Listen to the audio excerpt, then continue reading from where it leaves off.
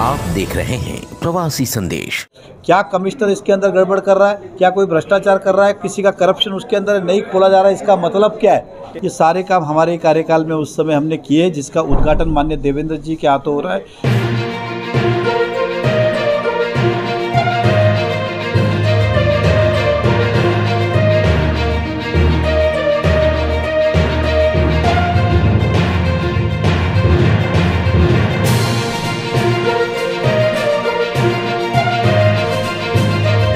देखिए, ऐसा है कि मीरा भाईंदर महानगर पालिका में जो काम हुए हैं वो 2019 के पहले और 2022 के पहले, जब तक हम बॉडी में थे, ये सब काम उसके पहले के।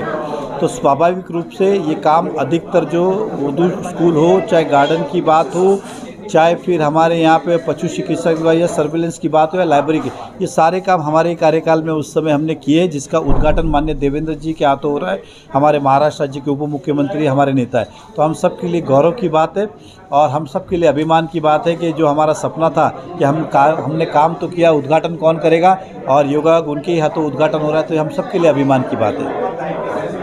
सर, जो प्रेस कॉन्फ्रेंस वहाँ पे ले गई और अब यहाँ पे ले जा रही है, अगर साथ में लेते तो? मुझे उस बारे में जानकारी नहीं है, इसलिए मैं तो अपनी तरफ से प्रेस कॉन्फ्रेंस बुलाई ताकि पत्रकार को जानकारी मिले, और जितनी जानकारी मैं दे सकता था मैंने ये जानकारी आपको दी है। गीता जैन मैडम, क्या वजह है कि गीता जैन इस सारे काम का श्रेय लेना चाहती है, क्या लगता है आपको? देखिए, वो तो हर आदमी राजनीति में जो आता है वो दूसरे कामों का श्रेय लेना चाहता है, इसमें वो भी ले रहे तो गलत क्या है? हर आदमी ले, लेकिन हकीकत क्या है वो मैंने जनता के सामने आपके माध्यम से रखी है, और ये बातें आप जनता तक पहुंचाएंगे, ऐसी मैं उम्मीद करता हूँ। उन्होंने कहा कि चुनाव के वक्त उन्होंने भ्रष्टाचार का मुद्दा उठाया था कि 23% दिया जाता था, इस बार जो उन्होंने बोला कि वो पूरी तरह से खत्म हो गया। देखिए, आप भी मीरा भाईंदर पत्रकार बंधु हो, ऐसे कौन से चीज़ के अंदर ख़त्म हुआ है मुझे पहले वो बताओ। शुरू हुआ है ये बोल सकते हैं, तब था नहीं, तब ख़त्म था, अब शुरू किया गया ये आप बोल सकते हो। आप जाइए जहाँ भी है, श्री गणेश कीजिए और काम करिए, इस तरह का वातावरण आज बना है। और रहा सवाल भ्रष्टाचार का, तो मेरा एक सिंपल प्रश्न है कि जिस हॉस्पिटल का उद्घाटन आदरणीय देवेंद्र फडणवीस जी के हाथों होने जा रहा है, भूमि पूजन हो रहा है, उस हॉस्पिटल का उद्घाटन नहीं, उसका टेंडर आके आज 1 महीने से ज़्यादा होगा, क्यों नहीं खोला जा रहा है? जबकि उनके निधि का है, तो ये प्रश्न उनको पूछना चाहिए।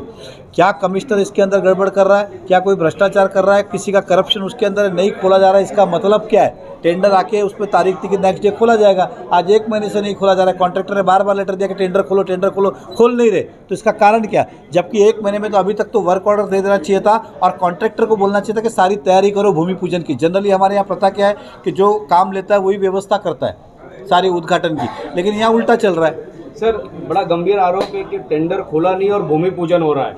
नहीं, देखिए, 2 चीज़ें, टेंडर आया है इसलिए क्यों नहीं खोला, ये मेरा प्रश्न है। भूमि पूजन तो ऐसा है कि लोकार्पण नहीं हो रहा है, लोकार्पण होता है तो हम बोलते हैं कि बिल्डिंग को परमिशन नहीं, इसका लोकार्पण कैसे हो सकता है? टेंडर और भूमि पूजन दोनों ही अलग चीज़ें, उदाहरण दे रहा हूँ, तो इसके अंदर कोई किंतु परंतु नहीं है।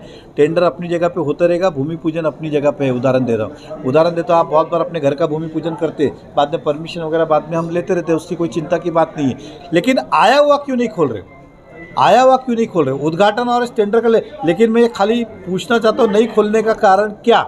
इसमें कौन करप्शन करना चाहता है, किसके फेवर के लिए काम किया जा रहा है, वो मेरा प्रश्न चिन्ह है। लॉलीपॉप तो नहीं है सर ये भूमि पूजन? मैंने क्या कहा कि इतना कह सकता हूँ, ये लॉलीपॉप भी होगा तो उसको सही रूप में बना के दिखाने का वादा मैं आपसे करता हूँ। सर, इसके पहले भी एसके स्टोर में भूमि पूजन हुआ था भवन का, मुख्यालय का, लेकिन वो कैंसिल हो गया।